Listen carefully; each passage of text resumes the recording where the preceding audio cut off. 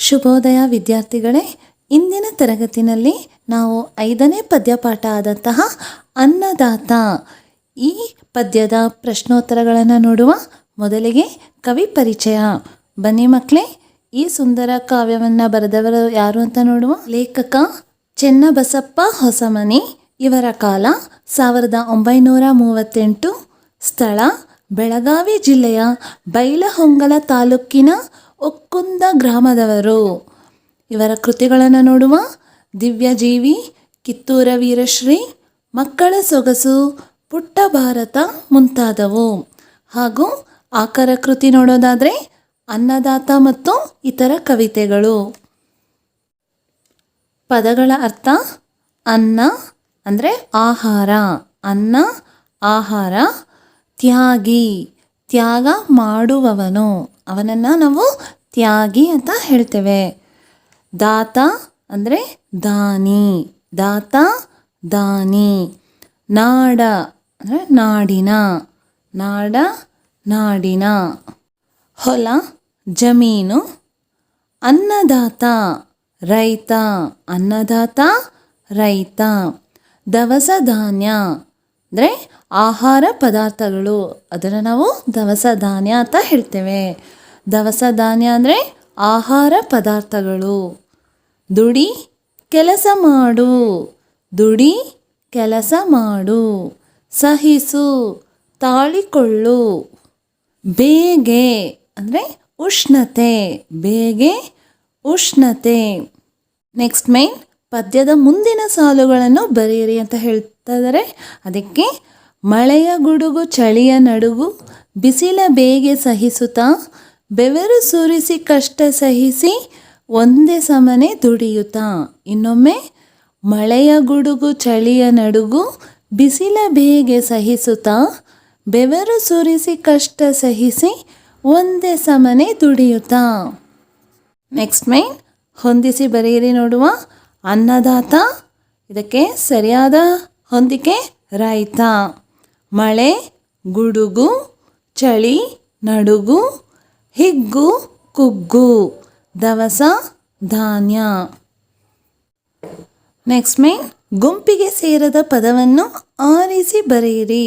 ಮೊದಲನೇದು ಚಳಿಗಾಲ, ಮಳೆಗಾಲ, ನಡುಗಾಲ, ಬೇಸಿಗೆ ಕಾಲ. ಯಾವುದು ಆಡ್ ಒನ್ ಔಟ್ ಅಂತ ಹೇಳ್ತೀವಲ್ಲ, ಅದು ಇಲ್ಲಿ ಯಾವುದು ಅಂದರೆ ನಡುಗಾಲ. ಎರಡನೇದು ಎತ್ತು, ಎಮ್ಮೆ, ಹೋರಿ, ನಂದಿ. ಇದರಲ್ಲಿ ಎಮ್ಮೆ. ಮೂರನೇದು ನೋಡುವ. ಬೆಟ್ಟ, ಹೊಲ, ತೋಟ, ಗದ್ದೆ. ಮಕ್ಕಳೇ ನೋಡಿ, ಗದ್ದೆ, ತೋಟ, ಹೊಲ ಇವೆಲ್ಲವೂ ಒಂದೇ ಅರ್ಥ ಬರ್ತಕ್ಕಂಥದ್ದು.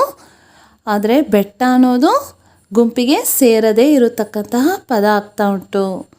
ನೆಕ್ಸ್ಟ್ ಗೆಳೆಯ, ಸ್ನೇಹಿತ, ಮಿತ್ರ, ಶತ್ರು. ಇಲ್ಲಿ ಕೂಡ ನೋಡ್ರಿ, ಸ್ನೇಹಿತ, ಮಿತ್ರ, ಗೆಳೆಯ ಸಮಾನಾರ್ಥಕ ಪದ ಆಗ್ತಾ ಉಂಟು. ಶತ್ರು ವಿರುದ್ಧಾರ್ಥಕ ಪದ, ಆದ್ದರಿಂದ ಶತ್ರುವನ್ನು ನಾವು ಗುಂಪಲ್ಲಿ ಸೇರಿಸತಕ್ಕಂತಿಲ್ಲ. ನೆಕ್ಸ್ಟ್ ರೈತ, ಅನ್ನದಾತ, ಕೃಷಿಕ, ವ್ಯಾಪಾರಿ. ಇದರಲ್ಲಿ ಗುಂಪಿಗೆ ಸೇರಿದ ಪದ ಯಾವುದು? ವ್ಯಾಪಾರಿ.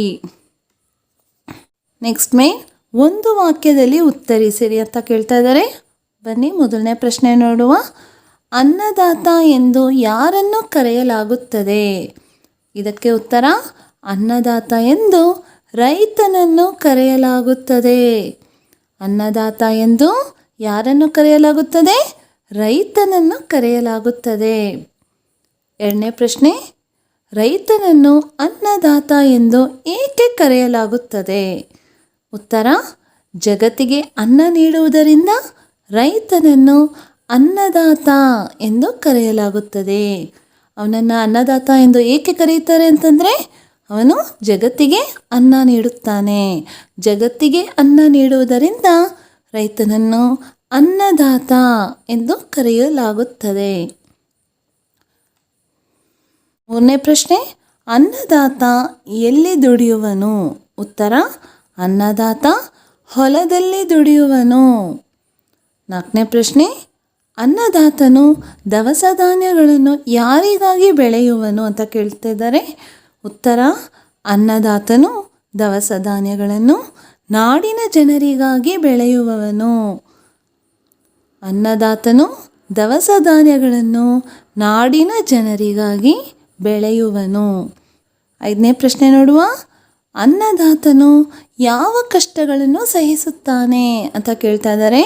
ಇದಕ್ಕೆ ಉತ್ತರ ಅನ್ನದಾತನು ಮಳೆಯ ಗುಡುಗು, ಚಳಿಯ ನಡುಗು, ಬಿಸಿಲ ಬೇಗೆಯ ಕಷ್ಟಗಳನ್ನು ಸಹಿಸುತ್ತಾನೆ. ಇನ್ನೊಮ್ಮೆ, ಅನ್ನದಾತನು ಮಳೆಯ ಗುಡುಗು, ಚಳಿಯ ನಡುಗು, ಬಿಸಿಲ ಬೇಗೆಯ ಕಷ್ಟಗಳನ್ನು ಸಹಿಸುತ್ತಾನೆ. 6ನೇ ಪ್ರಶ್ನೆ ನೋಡುವ. ರೈತನು ದೇವರಿಂದ ಪಡೆದ ವರ ಯಾವುದು ಅಂತ ಕೇಳಿದ್ದಾರೆ. ಉತ್ತರ ರೈತನು ದೇವರಿಂದ ಪಡೆದ ವರ ಗಟ್ಟಿ ದೇಹ ಮತ್ತು ದೊಡ್ಡ ಮನಸ್ಸು. ರೈತನು ದೇವರಿಂದ ಪಡೆದ ವರ ಗಟ್ಟಿ ದೇಹ ಮತ್ತು ದೊಡ್ಡ ಮನಸ್ಸು. 7ನೇ ಪ್ರಶ್ನೆ. ಅನ್ನದಾತನ ಗೆಳೆಯರು ಯಾರು? ಉತ್ತರ ಅನ್ನದಾತನ ಗೆಳೆಯರು 2 ಎತ್ತುಗಳು. ಅನ್ನದಾತನ ಗೆಳೆಯರು ಯಾರು? ಅನ್ನದಾತನ ಗೆಳೆಯರು 2 ಎತ್ತುಗಳು. 8ನೇ ಪ್ರಶ್ನೆ ಹೀಗೆ ಉಂಟು. ಚೆನ್ನಬಸಪ್ಪ ಹೊಸಮನಿಯವರ ಕಾವ್ಯನಾಮವೇನು? ಇದಕ್ಕೆ ಉತ್ತರ ಚೆನ್ನಬಸಪ್ಪ ಹೊಸಮನಿಯವರ ಕಾವ್ಯನಾಮ ಸತ್ಯಾರ್ಥಿ. ಯಾವುದು ಇವರ ಕಾವ್ಯನಾಮ? ಸತ್ಯಾರ್ಥಿ. ಮಕ್ಕಳೇ, ಈಗ 2 ಅಥವಾ 3 ವಾಕ್ಯಗಳಲ್ಲಿ ಉತ್ತರಿಸಿ ಪ್ರಶ್ನೆಗಳನ್ನು ನೋಡುವ. ಮೊದಲನೇ ಪ್ರಶ್ನೆ ಹೀಗೆ ಉಂಟು. ಅನ್ನದಾತನು ನಾಡಿಗೆ ಹೇಗೆ ಸಹಕಾರಿಯಾಗಿದ್ದಾನೆ? ಇದಕ್ಕೆ ಉತ್ತರ ಅನ್ನದಾತನು ಭೂಮಿಯನ್ನು ಹಸನು ಮಾಡಿ, ಬೀಜ ಬಿತ್ತಿ, ಗೊಬ್ಬರ ಹಾಕಿ, ನೀರು ಉಣಿಸಿ, ಹಾರೈಕೆ ಮಾಡಿ ಬೆಳೆಯನ್ನು ಬೆಳೆದು ಹಂಚುವುದರ ಮೂಲಕ ನಾಡಿಗೆ ಸಹಕಾರಿಯಾಗಿದ್ದಾನೆ. ಮುಂದಿನ ಪ್ರಶ್ನೆ. ರೈತನು ಎಂತಹ ಕಷ್ಟಗಳನ್ನು ಸಹಿಸಿಕೊಂಡು ದುಡಿಯುತ್ತಾನೆ? ಉತ್ತರ ರೈತನು ಮಳೆಯ ಗುಡುಗು, ಚಳಿಯ ನಡುಗು, ಬಿಸಿಲಿನ ಬೇಗೆಯನ್ನು ಸಹಿಸಿಕೊಂಡು ಹೊಲದಲ್ಲಿ ದುಡಿಯುತ್ತಾನೆ. 3ನೇ ಪ್ರಶ್ನೆ. ರೈತನನ್ನು ಯೋಗಿ, ತ್ಯಾಗಿ ಎಂದು ಏಕೆ ಕರೆಯಲಾಗುತ್ತದೆ? ಉತ್ತರ ರೈತನು ದೇವರಿಂದ ಗಟ್ಟಿ ದೇಹ ಮತ್ತು ದೊಡ್ಡ ಮನಸ್ಸು ಪಡೆದು ನಾಡಿನ ಜನರಿಗೆ ಅನ್ನ ನೀಡುವುದರಿಂದ ರೈತನನ್ನು ಯೋಗಿ, ತ್ಯಾಗಿ ಎಂದು ಕರೆಯಲಾಗುತ್ತದೆ. 4ನೇ ಪ್ರಶ್ನೆ ಹೀಗೆ ಉಂಟು. ಎತ್ತುಗಳ ಜೊತೆ ರೈತ ಯಾವ ರೀತಿಯ ಸಂಬಂಧ ಹೊಂದಿದ್ದಾನೆ? ಇದಕ್ಕೆ ಉತ್ತರ ರೈತನ ಜೊತೆ ಕೂಡಿ ದುಡಿಯುವ 2 ಎತ್ತುಗಳು ರೈತನ ಗೆಳೆಯರು. ಇವುಗಳ ಜೊತೆ ಏನೇ ಹಿಗ್ಗು ಕುಗ್ಗು ಬಂದರೂ ಹೊಂದಿಕೊಂಡು ನಡೆಯುವನು. ಈ ರೀತಿ ಎತ್ತುಗಳ ಜೊತೆ ರೈತ ಸಂಬಂಧ ಹೊಂದಿದ್ದಾನೆ. Next main. ಕೃಷಿ ಸಂಬಂಧಿತ 6 ಪದಗಳನ್ನು ಬರೆಯಿರಿ ಅಂತ ಕೇಳಿದ್ದಾರೆ. 6 ಪದಗಳನ್ನು ಹೀಗೆ ಬರೆಯಬಹುದು. ಎತ್ತು, ನೊಗ, ನೇಗಿಲು, ಹಾರೆ, ಪಿಕಾಸಿ, ಎತ್ತಿನ ಗಾಡಿ. Next main.